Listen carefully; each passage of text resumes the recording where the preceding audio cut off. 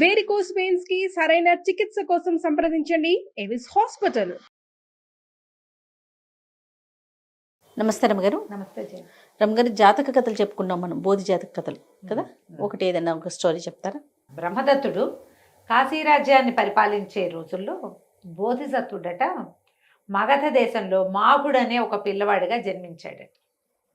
ఈ మాగుడు పుట్టింది ఎక్కడ? ఈ మగధ రాజ్యంలో ఒక చిన్న పల్లెటూరులో పుట్టాడు. ఓ 30 గడప ఉందిట, అక్కడ 30 ఇళ్ళున్నాయి. వీళ్ళు ఒక రకమైన మొరటు వాళ్ళు, దారులు గాచేవాళ్ళు, కొట్లాడుకునేవాళ్ళు, జూదర్లుగా ఉండేవాళ్ళు. ఆ గ్రామంలో బోధిసత్వుడు పుట్టాడు. వాళ్ళు ఎంతసేపు ఎవరో ఒకళ్ళని ఎద్దేవా చేస్తూ ఉండటము, ఆ ఊర్లో అట్లా, ఈ ఊళ్ళో ఇట్లా, వాళ్ళు ఏమిటో అలా ఉన్నారు, ఇలా మాట్లాడుకోవటాలు, కొట్లాడుకోవటాలు, తగాదాలు ఇలా ఉండేది. వీళ్ళందరూ మాట్లాడుకోవడానికి ఒక రచ్చపట్టు ఉండేదట. రచ్చపట్టు అంటే ఒక రచ్చబండ. ఈ మాగుడు కొంచెం 14-15 సంవత్సరాలు వాడు అయ్యాక ఆ రచ్చపట్టులోకి వెళ్ళి కూర్చునేవాడు. వీళ్ళకి శుభ్రాలు లేవు, శుచులు లేవు, మనుషులు ఎప్పుడు కొట్లాడుకుంటారు, వాళ్ళకి ఏముంటాయి అంతే. ఈ అబ్బాయి ఏం చేసేవాడు, తను కూర్చోవడానికి ఒక చిన్న జాగా శుభ్రం చేసుకునేవాడు. ఒకళ్ళిద్దరు శుభ్రంగా ఉన్న జాగా చూసి వాళ్ళు కూర్చునేవాళ్ళు. అయ్యో, వీడేం చేసేవాడు, ఇంకో పక్కన శుభ్రం చేసుకునేవాడు. వాడు లేచేట వెళ్ళి మర్నాడు తను వాడు వచ్చేసరికి మళ్ళీ కూర్చునేవాళ్ళు. అట్లా రచ్చపట్టంతా శుభ్రం చేసాడు వాడు. ఇప్పుడు శుభ్రంగా ఉన్న జాగాలో కూర్చున్నారు, రేపు వాళ్ళు శుభ్రం చేసుకోవద్దు, దాన్ని చేయరు. మెల్లిగా ఆ శుభ్రాలు అక్కడి నుంచి ఏం చేసేట, ఒకసారి వాళ్ళు ఏవో చెట్లు అవి కొడితే వాళ్ళ ఇంట్లో వాళ్ళు ఈ అబ్బాయి ఒక 1/2 డజన్ వాసాలు తెచ్చి, 2 కొబ్బరాకులు, కొబ్బరి మట్టలు కొట్టి, 4 తాటాకులు తెచ్చి ఓ చిన్న పందిర్లాగా వేసాడు. వీడు పని చేస్తుంటే, అంతకుముందు వీడు శుభ్రం చేసుకున్న జాగాలలో కూర్చున్న వాళ్ళు ఉన్నారుగా, వాడు ఏదో పని చేస్తున్నాడని వీళ్ళు కూడా పోయి ఆ రచ్చపట్ట దగ్గర ఆ పని చేస్తుంటే 2 కర్రలు అందించడం, 2 ఆకులు అందించడం చేశారు. విశాలమైన పందిరి. అంతకుముందు అక్కడ ఏం పందిరి లేదు, ఊరికే రచ్చబండే ఉండేది. హాయిగా కూర్చోటం మొదలుపెట్టారు. కూర్చుంటున్నారు. ఎవరైనా ఏదైనా పోట్లాడుతుంటే పెట్టి కామ్గా చూస్తుండేవాడు వాళ్ళకేసి. జనాలకు మాట్లాడటం అర్థం కాల, వాళ్ళు కూడా కామ్గా కూర్చోటం మొదలుపెట్టారు. ఒకటి చేస్తే చేస్తారు కదా. అక్కడి నుంచి ఏమన్నట్ట, ఏదో ఇటుకలు అవి రాళ్ళు తయారు చేసుకుంటున్నారు వాళ్ళు, ఎవరికి వాళ్ళు చేసుకుంటున్నారు. ఈ అబ్బాయి ఏం చేశాడు, ఆ పందిరి తీసేసి అక్కడ మండపం లాంటిది కట్టడం మొదలుపెట్టాడు. అందరూ తలా ఒక చెయ్యి వేశారు. ఓ మందిరం లాంటిది కట్టారు. మంచినీళ్ళు తెచ్చిపెట్టేవాడు. వీడు ఒక 2 రోజులు తెచ్చాడు. 3వ రోజు వాడు వచ్చే లోపల ఇంకోళ్ళు తెచ్చిపెట్టారు. ఒక మందిరము, తాగడానికి మంచినీళ్ళు, అందరూ కూర్చోడానికి శుభ్రమైన జాగాలు, కామ్గా ఉండటం, పోట్లాట్లేదు, ఏదో 4 మంచి మాట్లాడుకోవటం. క్రమంగా ఈ ఊళ్ళో ఉన్న 30 మంది యువకులు ఈ మాగుడిని అనుసరించడం మొదలుపెట్టారు. ఈ మాగుడు ఏం చేసేవాడు, వాళ్ళ ఇంటి నుంచి వచ్చే దారిలో ఏదైనా కొమ్మ అడ్డొస్తే ఒక కత్తి పట్టుకొచ్చి ఆ కొమ్మ కట్టి కొట్టేవాడు. దారికి కొమ్మలు అడ్డొస్తే వాడు కొట్టేవాడు. వాడు కొడుతున్నాడని వీళ్ళు మొదలుపెట్టారు. దారి చుట్టుపక్కలంతా ఇట్లా పొదలు అవి ఇట్లా వచ్చేస్తే, మనం కొన్ని ఊళ్ళల్లో వెళ్తామా, వర్షాకాలం వెళ్తే అన్ని పొదలు ఇట్లా రోడ్డు మీదకే ఉంటాయి. 2 కార్లు పక్క పక్కన వెళ్ళే, ఇంకో కారు గీసుకుంటూ ఉంటాయి. అవన్నీ నీట్గా కత్తిరించేవాడు. ఒక రథం వాళ్ళు ఎవరో వీళ్ళ ఊరి గుండగా ఎక్కడికో వెళ్తున్నారు. ఆ రథం వాళ్ళు వస్తుంటే ఒక గుంటలో పడ్డారు. వాళ్ళు గుంటలో పడింది. ఇతను ఏం చేశాడు, ఆ గుంట వాళ్ళకి సహాయం చేసి ఇంత మన్ను తెచ్చి ఆ గుంటలో పోసాడు.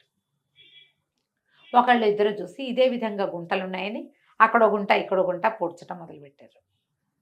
వాళ్ళ వ్యవసాయం వాళ్ళు చేసుకుంటూ వీళ్ళు రోడ్లు బాగు చేసేవాళ్ళు, గుంటలు పూడ్చేవాళ్ళు, చెట్లు పక్కన ఉన్న చెట్లు కొట్టేసేవాళ్ళు.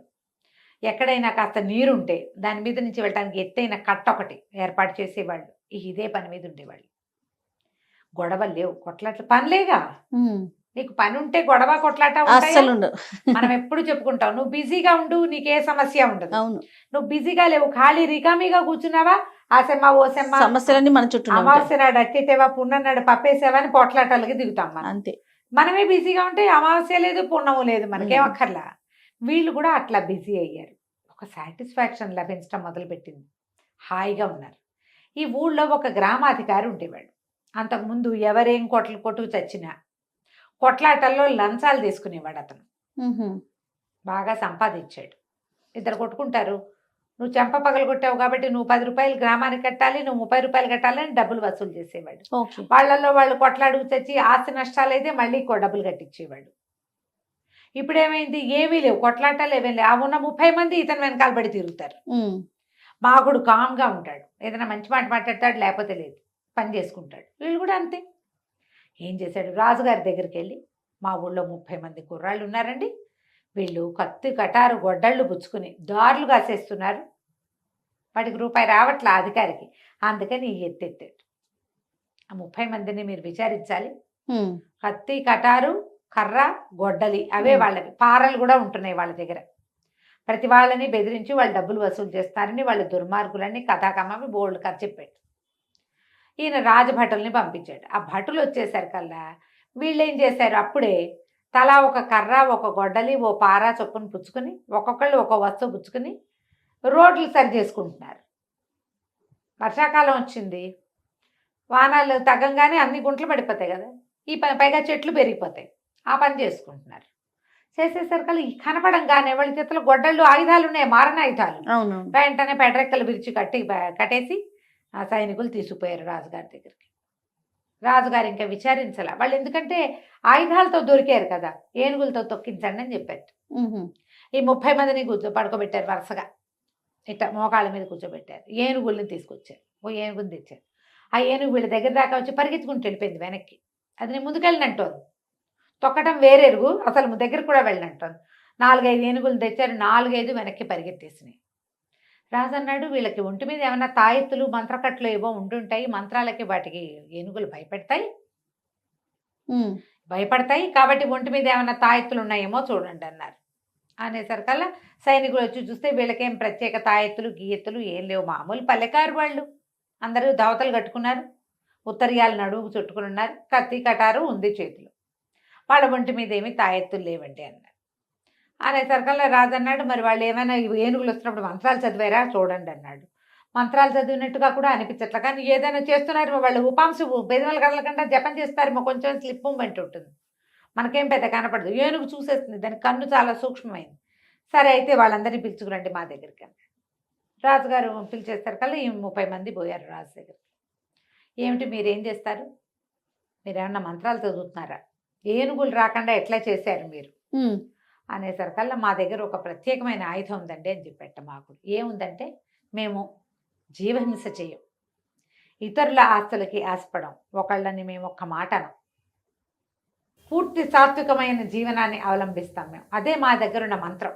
మేమేం చెప్పక్కర్లా, మేము పరమ సాత్వికులమని మా నుంచి తెలుసుకునే జంతువులకు తెలిసిపోతుంది. అదేంటి నేను వేరేలా విన్నానే అన్నాడు ఈయన. అనేసరికల్లా మీరు విన్నారు కానీ విచారణ చేయలేదుగా, మీకు ఒకటి చెప్పాడు, కంప్లైంట్ వచ్చింది, రాగానే తీసుకెళ్ళి జైల్లో పెడతారా, విచారిస్తారా ముందు? అదే కదా, విచారణ చేయాలిగా, మీరు విచారించలేదు అంటే. అవును మీరు కత్తులు కటార్లు ఉన్నాయి కదా మీ దగ్గర అన్నాను. అవునండి, మా దగ్గర కత్తులు కటార్లు గొడ్డళ్ళు ఉన్నాయి, వాటితో మేము చెట్లు కొడతాం, దారులు సరి చేస్తాం, ఓ పార ఉంటే ఒక చోట గుంట ఉందనుకో, ఇంకో చోట నుంచి మట్టి తెచ్చి గుంట్లో పోస్తాం, మేము ఆ పనే చేస్తాము అనేసరికి రాజు, నేను ఇంకోటి విన్నాను, మీరు దారులు కాస్తున్నారని విన్నానండి. దారులు ఎందుకు కాయాలి మేము, ఇప్పుడు మీకు ఎవరు చెప్పాలి, మా చేత దారులు కాయబడి సొమ్ము అపహరించబడిన వాడెవడైనా చెప్పాలి, మేము అదేం చేయటల్లా. చాలా కాలం క్రితమే అవి ఏనాడో మానేశారు వీళ్ళు, మేము ఎప్పటి నుంచో మానేసాం. మీరు కావాలంటే మా గ్రామానికి వెళ్ళండి అంటే, ఒక 10 మంది సైనికులు ఒక అధికారితో వెళ్తే గ్రామం శుభ్రంగా నున్నటి దారులు, చక్కగా రోడ్డు పక్కనంతా కత్తిరించబడి ఉన్న చెట్లు, పక్షుల కోసం ఆహారానికి నీటికి పాత్రలు, జంతువులు రోడ్డు మీద తిరిగే జంతువుల కోసం ప్రత్యేకమైన ఆహార పాత్రలు, క్లీన్గా ఉంది. ఇంత శుభ్రంగా ఉన్న ఊరుని చూసి, ఆ ఊరు మేమే తయారు చేసామని వీళ్ళు చెప్తుంటే నమ్మకండా ఎట్లా? రాజు ఒక్కొక్కరిని ఊళ్ళో విచారించి చేస్తే ఏం జరిగింది, ఏం తెలిసింది, మాగుడు అనుకో చాలా మంచివాళ్ళు, వాళ్ళే ఈ ఊరిని ఇట్లా చక్కగా చేశారు, ఇదివరకు కొట్టు చచ్చేవాళ్ళు, ఇప్పుడు కొట్లాటలు పోట్లాటలు తగలాటాలు ఏమీ లేవు మాకు, వీళ్ళు మంచివాళ్ళని తెలియదు. రాజు పొరపాటు పడ్డాను నేను, ఒక్క మంచివాడు ఉంటే, ఒక తులసి చెట్టు ఉంటే దాని వాసనతోటి కదా ప్రపంచం అంతా శుద్ధి అవుతుంది, చుట్టూతో ఉన్న సమాజం అంతా బాగుపడింది, ఈ అధికారి బాగుపడలేదని ఆ అధికారి ఇప్పటిదాకా ఏం చేశాడో ఆ లిస్ట్ అంతా తీర్చి అతను దాచిపెట్టిన సొమ్మంతా గ్రామపు అకౌంట్లో వేయించేసి ఇచ్చేసాడు వీళ్ళకి. మీరు ఈ గ్రామాన్ని ఎంత కావాలంటే అంత డెవలప్ చేసుకోండి, మీరేం చేసినా మేము అడగం, మీ గ్రామం ప్రభుత్వానికి సుంకాలు కట్టనక్కర్లేదు, గ్రామం డెవలప్ చేసుకోండి. ఇంకా కావాలంటే ఇంకా కొంతమంది ఆ ఊళ్ళోకి చేరతారు, ఊళ్ళు పెరుగుతాయి కదా అట్లా అంతే. అని చెప్పేసి ఏ ఏనుగు అయితే వీళ్ళని చూసి వెనక్కి వెళ్ళిపోయిందో ఆ ఏనుగును కూడా ఆ గ్రామానికి గిఫ్ట్గా ఇచ్చాడు. ఓ. మొదట వెళ్ళిపోయింది కదా ఒకటి. అవునవును. ఆ పెట్టపట ఏనుగుని గ్రామానికి గిఫ్ట్గా ఇచ్చేసాడు. ఆ గ్రామానికి ఆ ఏనుగుని తోలుకుపోయేది. ఈ మాగుడు మిగిలిన వాళ్ళు కూడా తమ ఊరు వెళ్ళిపోయి అప్పుడట ఈ మగధలో చాలా ఊళ్ళ వాళ్ళు ఈ మాగుడు ఉన్న గ్రామానికి వెళ్ళిపోయారట ప్రశాంతమైన జీవితం కోసం. మనం కూడా అవుట్స్కట్స్ లో ఒక ప్లేస్ చాలా బాగుందంటే అక్కడికి వెళ్ళిపోతూ ఉంటాం. అవునవును. తర్వాత అక్కడంతా మనలాంటి జనాలు చేరి అదంతా క్లమ్జీగా అయ్యి అక్కడి నుంచి కూడా పారిపోతూ ఉంటారు. ప్రశాంతత వెతుక్కునే వాళ్ళు ఇలాంటి చోట్లకి రావచ్చని ఒక ప్రకటన కూడా చేశాడట మగధరాజు. కథ కంచికి మనం ఇంటికి. చాలా బాగుందండి. నమస్తే. నమస్తే జయ.